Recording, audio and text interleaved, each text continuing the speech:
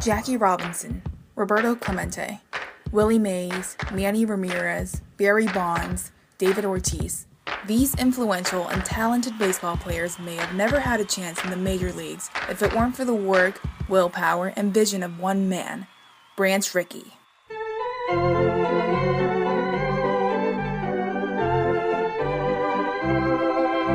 Branch Rickey was the general manager and president of the Brooklyn Dodgers. In 1947, he integrated Major League Baseball by signing Jackie Robinson, a black player from Georgia. This was the first time that a black player was admitted into the MLB. There had been some attempts at integration before, such as in the case of the Toledo Blue Stockings in the 1880s, but this was met by a huge uproar from fans, opposing teams, and other players.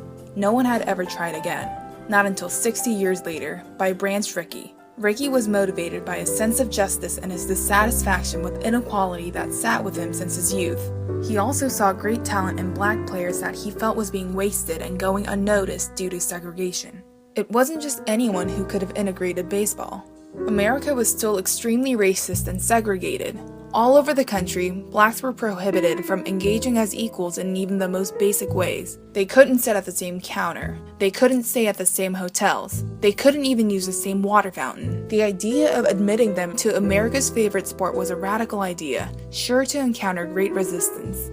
Branch Rickey had unique leadership qualities that enabled him to surpass the discord and break the color barrier. He had a strategic plan that was built upon his extraordinary sense of timing, character judgment, and management skills. In order for his integration plan to work, Rickey identified 5 problems that must be addressed. The first of these problems was gaining the support of the team owners. As he was only an employee at the time, it was key to have those above him in line with every step of his plan. Ownership must be in line with you, is what Rickey often stressed.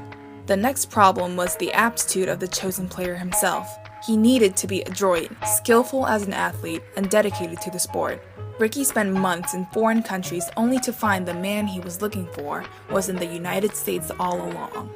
The next, and more difficult problem was finding the right man off the field. He had to be a great player, but he also needed somebody who could tolerate indignant baseball fans and relentless media critics. He described his ideal man, a contender with exceptional intelligence and one able to control the responsibilities of himself to his race. Rickey didn't need a man who would fight back and argue. He needed someone who had enough discipline to bite his tongue and hold his chin high.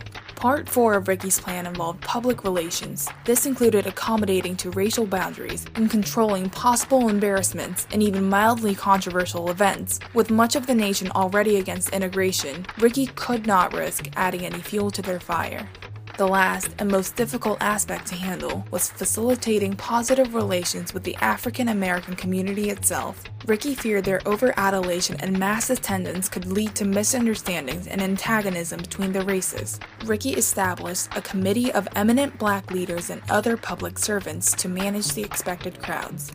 The one piece of the plan that Rickey had no control over was the acceptance by colleagues and fellow players. From the beginning, he knew this would be an obstacle he had to face head-on, so he worked to control the other 5 pieces. He planned meticulously for 2.5 years, knowing that each piece was crucial and dependent on the others.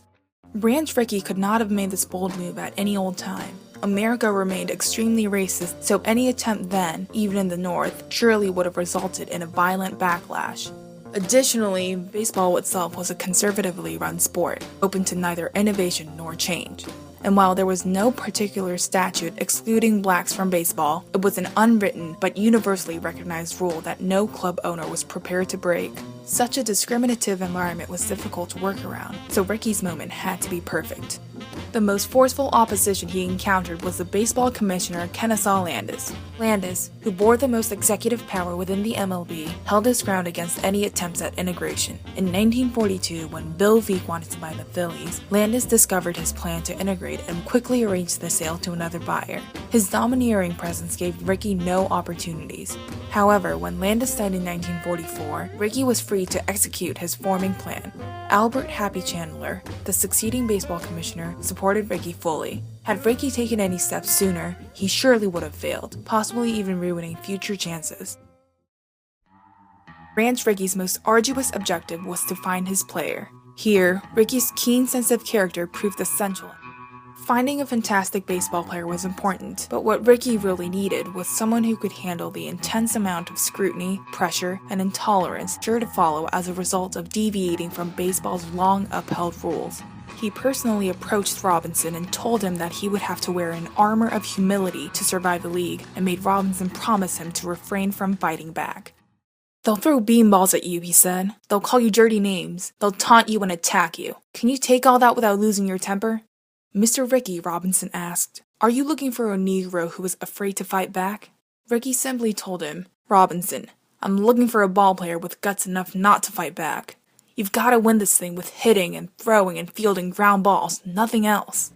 To prepare Robinson, Rickey placed him with Brooklyn's top minor league affiliate, the Montreal Royals, as a test of Robinson's talent. As Montreal was far from the deep southern racism, it became an ideal setting for the start and testing period of Robinson's career. While playing for the Royals, it didn't take long for Robinson to win over the hearts of his hometown fans and even his initially racist manager, Clay Hopper. In the spring of 1947, through Rickey's support and coordination with the leagues, Robinson officially signed with the Dodgers.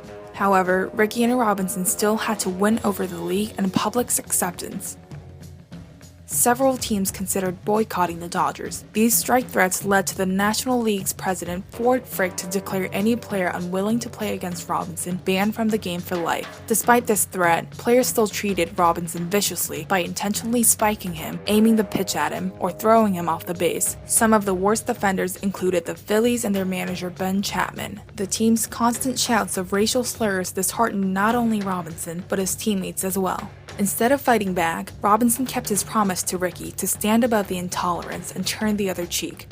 People all over America could recognize what Robinson had to endure. His choice of nonviolence and his unwavering disposition accentuated the unjustified hatred and malice that underpinned segregation. By refraining from fighting, he also prevented white Americans from discrediting him. If he had fought back, even once, he would have confirmed their prejudices, but he didn't. He behaved nobly, and in the face of all this hostility, he excelled at baseball. Robinson received Rookie of the Year in his first season and led the league in bases stolen. The strain this all produced on Robinson was enormous. Rickey anticipated this and managed Robinson's career to protect him as much as possible. To shelter Robinson from Jim Crow laws, Rickey deliberately trained him in Cuba instead of customarily in Florida. To minimize the chance of opposing players physically harming him, Rickey placed Robinson at first base to keep him close. With each strategic accommodation, Rickey created an environment where Jackie Robinson could fulfill his potential.